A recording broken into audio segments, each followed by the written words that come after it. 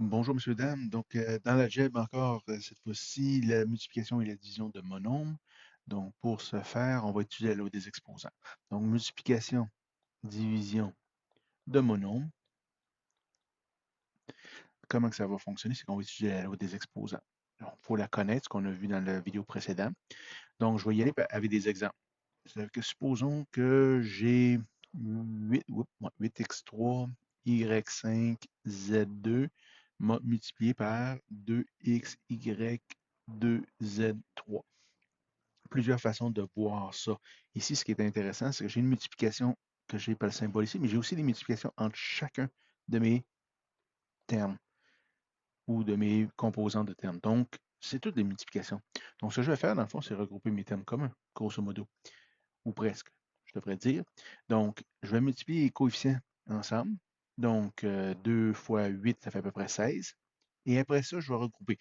Commençons par le réécrire différemment. Je vais y aller x3, je vais ramener l'autre x, multiplié par y5, je vais ramener le y2, z2, z3. Vous ne serez pas obligé de faire ça toutes les fois. Là, c'est juste que je veux bien qu'on comprenne. Rendu là, comme j'ai dit, c'est la loi des exposants. J'ai la même base, multipliés ensemble. Donc, qu'est-ce que je fais avec les exposants? Je les additionne. Donc, ici, j'ai un exposant 3. Ici, j'ai un exposant. Quoi ici? C'est un exposant 1. Toujours. Donc, ça fait x4.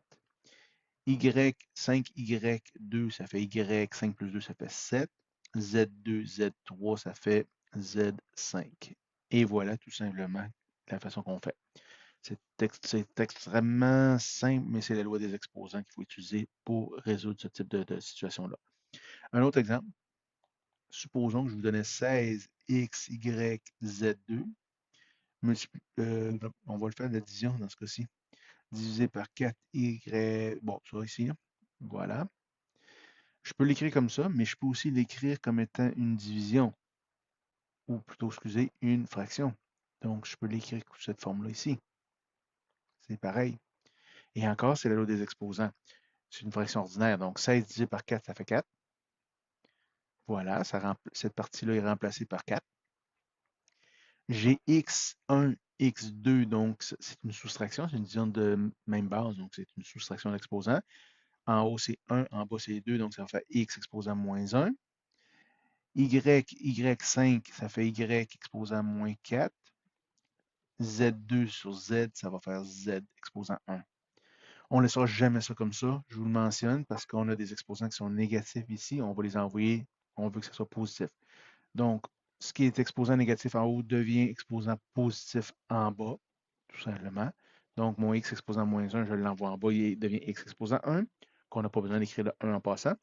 Et le y exposant moins 4, on l'envoie en bas, il devient y exposant 4.